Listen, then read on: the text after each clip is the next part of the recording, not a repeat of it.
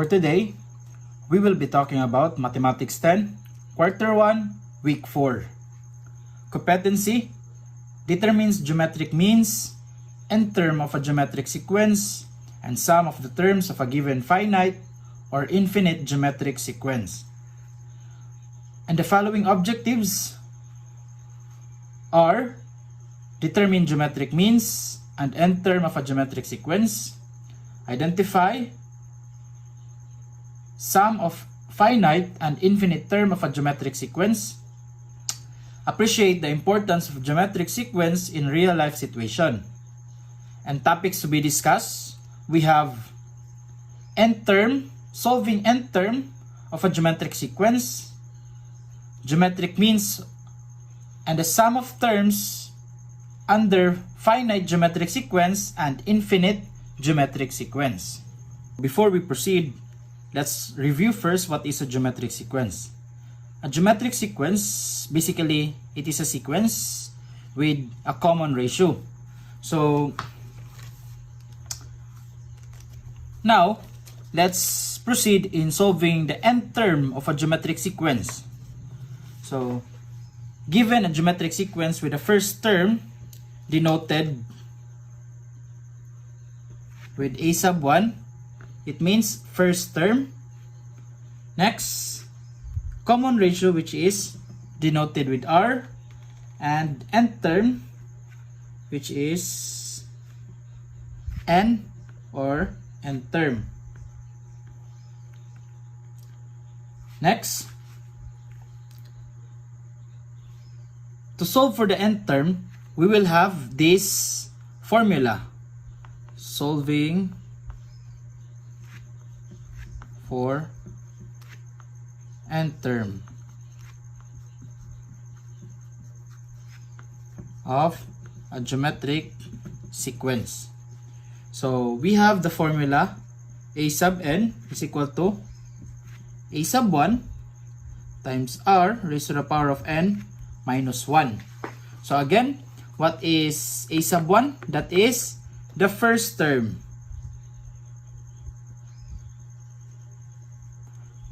That's the first term. How about r? That's the common ratio. And n here is the number of the nth term. Nth term. So, for example, we have this problem. Find the nth term in the geometric sequence 3, 12, 48. So we are looking for the 8th term in the geometric sequence 3, 12, 48.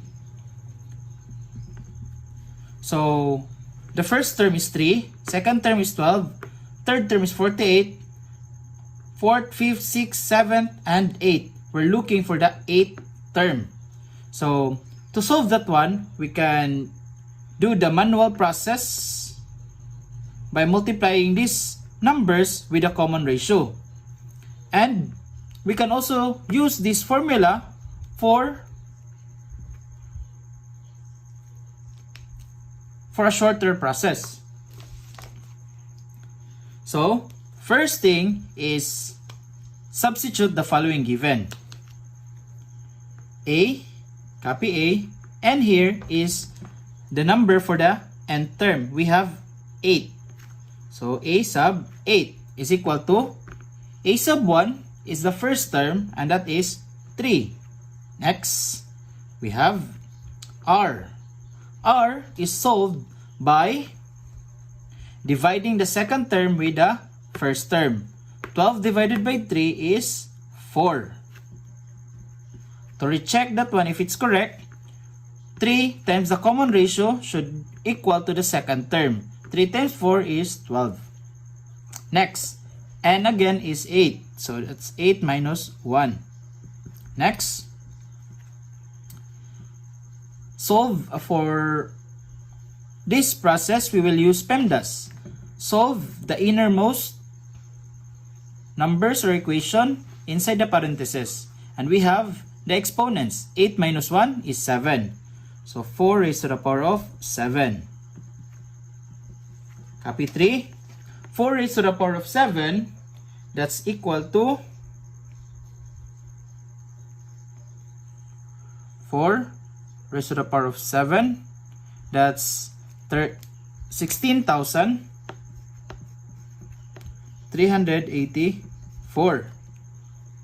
And multiply that one with 3. The result is 49,152. That's the 8th term of this geometric sequence. Okay, for the second example in solving nth term of a geometric sequence, let's have this one. Solve for a sub 15, wherein the given is -1, -3, and -9. So, let's substitute the following given. A sub n here is 15. So, we're looking for the 15th term. Next, a sub 1, that's -1, multiplied with the common ratio. Again, divide the second term with the first term. So, -3 divided by -1, that's equal to +3. And n here is 15. Copy -1. Again, how did I get 3? That's second term divided by first term. So that's -3 over -1, which is equal to +3. Next, copy -1, solve the innermost, which is the exponent first. 15 minus 1, that's 14. What's 3 raised to the power of 14? We have 4,782,969 multiplied with -1, that will result to a -4,782,969, and that is the 15th term. Now we will be solving for geometric means. Solving geometric means.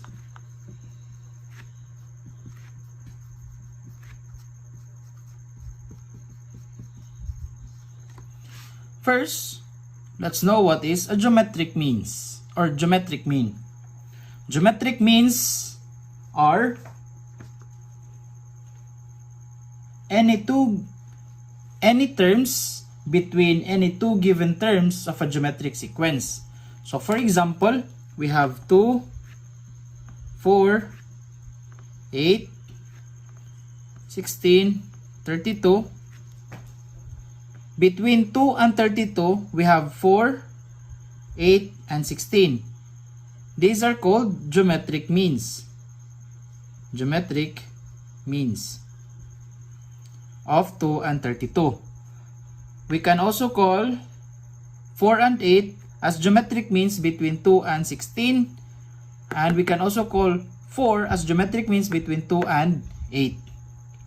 So, any terms between two terms of a sequence, they can be called geometric mean. So for example, another example, we have 3, 6, 12, 24. We can call 6 and 12 as geometric means, because they are between two terms of a geometric sequence. Now, I think you're ready in solving geometric means. So, for example,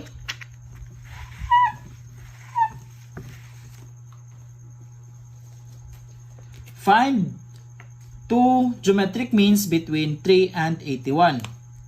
So, we have between 3 and 81. Find two geometric means. So, we have two blanks between 3 and 81. Again, find two geometric means between 3 and 81. Now, let's identify our terms. 3 is the first term, so we have a sub 1 as 3. How about 81? That's our fourth term. First, second, third, fourth. So that's our fourth term. Next, we will use our formula. So the formula is a sub n is equal to a sub 1 times r raised to the power of n minus 1. Next,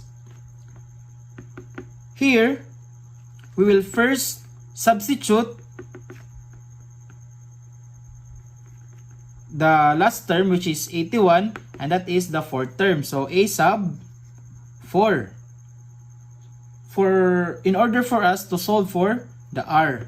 So first, let's use the formula to solve our r.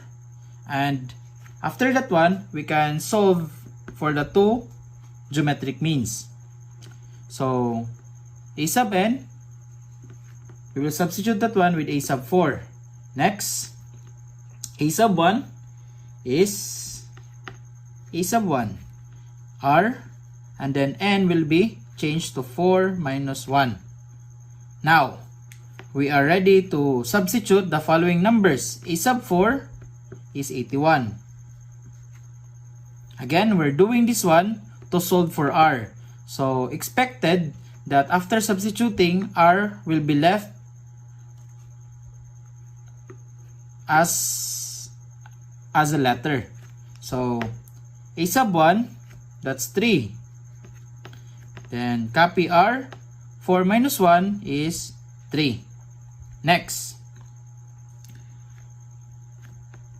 beside r, we have 3. So, we will use multiplication property of equality. So, we will divide this one with 3 or multiply with 1/3. So, what's left on the right side is only r cubed. And on the right side, on the left side, we have 27. 81 divided by 3 is 27. Next, how can we cancel out 3? So, we will do cube root. So, place cube root to cancel out the cube of our r. So, what we have done on the right side, we should also do that one on the left side. So, we also put a cube root on the left side. Next, we can now have this one as our answer. What's left on the exponent is 1. So, we have r on the right side. While on the left side, we will have 3 as the value of our r. Next, we can now use the value of our r to determine the second term, third term, and so on and so forth. So, we can use the formula again to determine a sub 2, or we can do the shortcut method, which is multiplying the first term with the common ratio. So, 3 times 3 is 9, and 9 times 3 is 27. So, again, we do a sub 2 is equal to first term times the common ratio, which is 3, and that is 9. How about a sub 3? That's the second term, which is 9 times 3, which is the common ratio, that is equal to 27. So, the two geometric means between 3 and 81 is 9 and 27.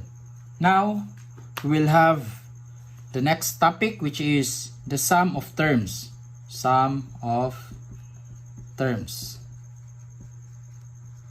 In some books or in the internet, they usually call this one as geometric series. Geometric series.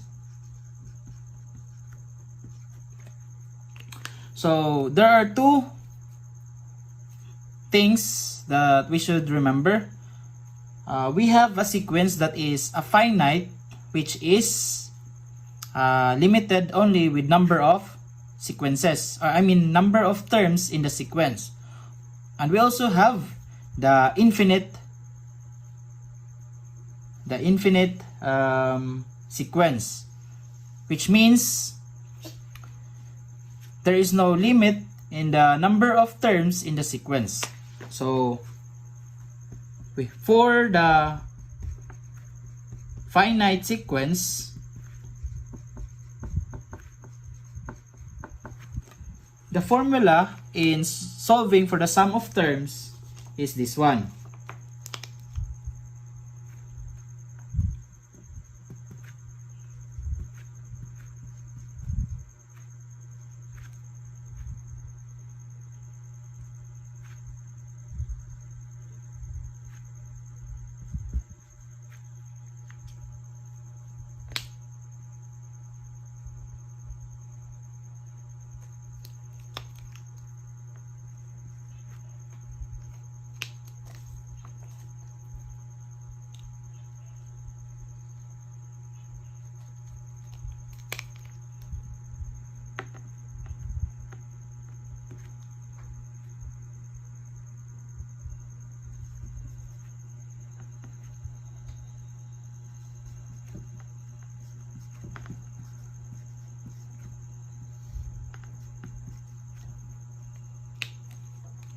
So, as you can see, the two formulas can be used in different situations.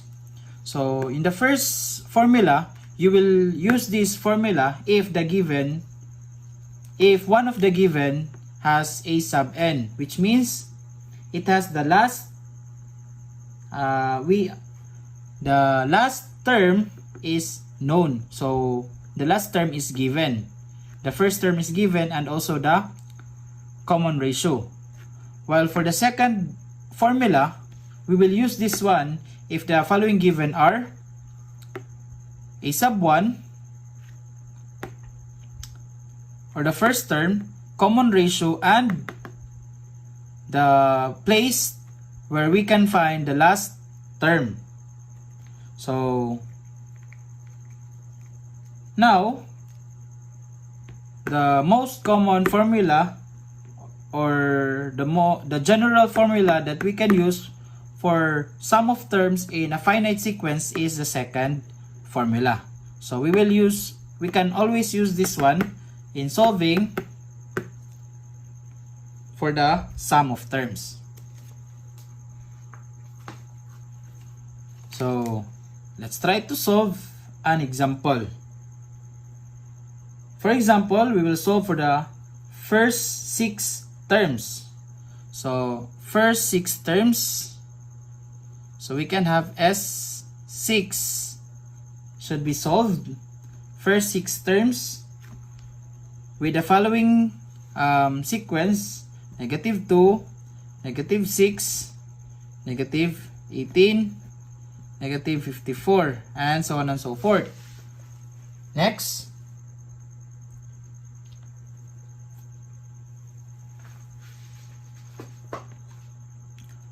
we can now proceed in substituting the following given. So S sub n will be S sub 6.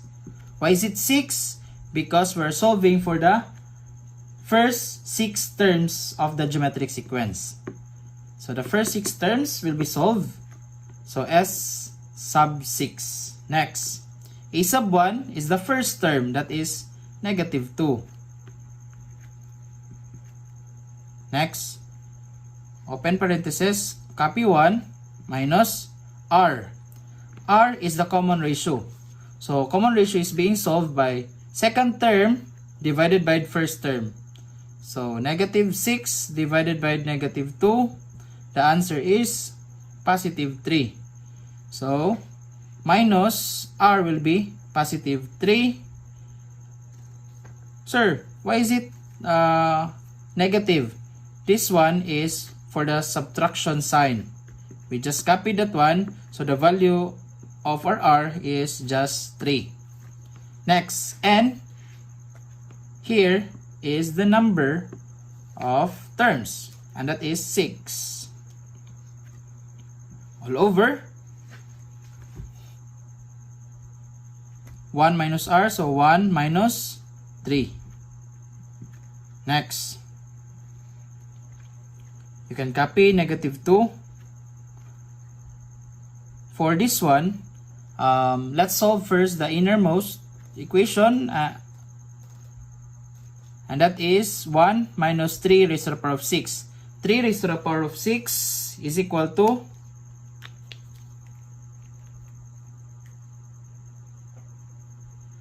3 raised to the power of 6 is equal to 729.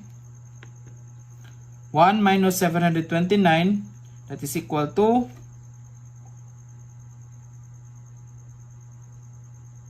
1 minus 729, that's equal to negative 728. And for the denominator, 1 minus 3, and that's negative 2. Next, the numerator has a negative 2 and the denominator has negative 2. We can cancel that one out. And the remaining numbers are negative 728. And that can be, and that is our final answer. The sum of 6 terms in the geometric sequence negative 2, negative 6, negative 18, negative 54 is equal to negative 728. Sir, question. Can we use this formula in solving this problem? Yes, we can. But the problem is, we need to solve first the A sub n.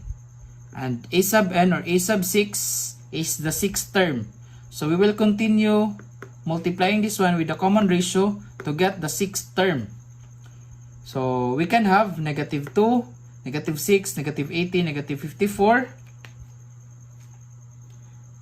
Negative 54 times 3, and we will have negative 162 as the 5th term, and negative 162 times 3 as the 6th term. We have negative 486. So with that, we can now proceed in solving that problem with the other formula. So let's try. S sub 6 is equal to A sub 1, still the same, we have negative 2, minus A sub n is equal to negative 486 times R. That's negative 486 times R. R is 3 times 3 all over 1 minus R, and that's 1 minus 3. Next, let's try to calculate. Negative 486 times 3, that's equal to 1000 negative 2 minus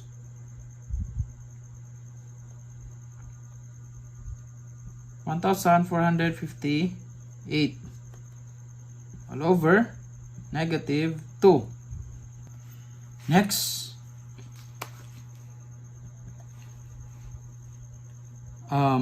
negative 2 minus negative 14856, that will equal to positive 1456 and divided by negative 2. So 1456 divided by negative 2, we have 1456 divided by negative 2. And the result is negative 728. The result is equal to negative 728. We got the same answer. Because we're done with the sum of terms for finite sequence, we will have the sum of terms for the infinite sequence. So here, we will have a different formula which is just related to the finite sequence.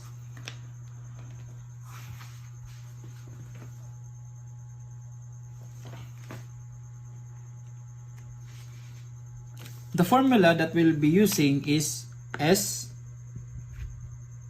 is equal to A sub 1 over 1 minus R. So it is much shorter compared with a finite sequence. So here, as you can see, there's no subscript with under S because it's already infinite. S sub infinity. So, or in short, you can just have that one blank. S is equal to first term over 1 minus R. So, for example, we have this formula, problem. What is the sum to infinity of 3, negative 1, 1/3, negative 1 over 9, and so on and so forth. As you can see, positive, negative, positive, negative. So the next one will be positive, negative, and so on and so forth. So here, let's try to identify the following. We have our first term. First term is 3. How about our ratio? Ratio is solved by dividing the second term with the first term. So negative 1 divided by 3. The answer is negative 1/3. So that's our ratio.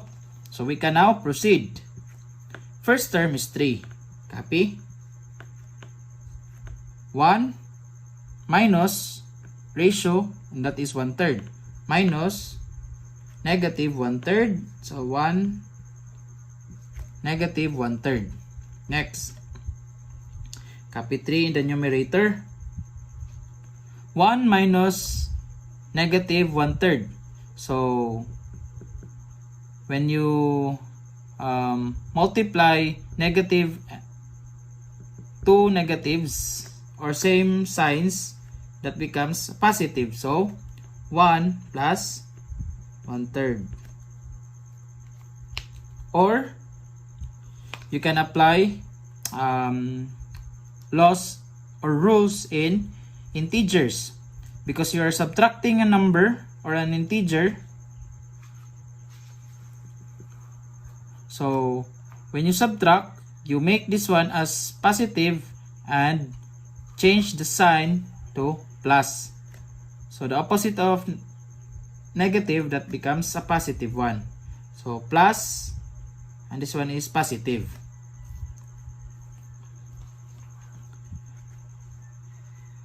Now we can proceed. 3 over 1 plus 1/3. So we can have 3 over 1 and 1/3. So continue.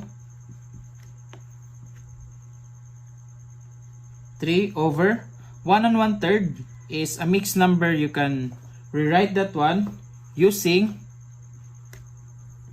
improper fractions, and that is equal to 4 over 3, or you can input this one in the calculator as 1 and 1/3, or you can have a decimal number or an improper fraction. So how did I get this improper fraction 4 over 3? We multiply the denominator with the whole number. 3 times 1 is 3, plus 1 is 4, and that's the new numerator. Copy the denominator. Again, 3 times 1 times 1 ay plus 1. So again, 3 times the whole number, that's equal to 3, plus the numerator plus 1, that becomes 4, and this will be the new numerator. And for the denominator, just copy that one, which is 3. Next, 3 divided by 4/3. So calculator, 3 divided by 4 over 3.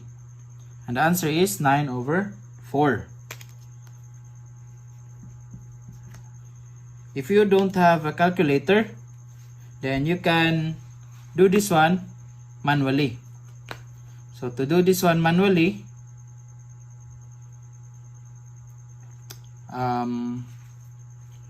that becomes 3 divided by, because we're doing division, so we will get the reciprocal of this one and changing division sign or symbol to multiplication. So reciprocal of 4 over 3, and that is 3 over 4. 3 over 4. Again, reciprocal of 4 over 3 is 3 over 4. And then the division bar will become multiplication symbol. So we have 3 times 3 is 9, and for the denominator, 3 has an imaginary number there with 1. So 1 times 4 is 4. And this is the sum of the infinite sequence, sum to the infinity of the sequence 3, negative 1, 1/3, negative 1 over 9. That's all for this week. I hope you've learned something, and see you on my next video tutorial. Bye-bye!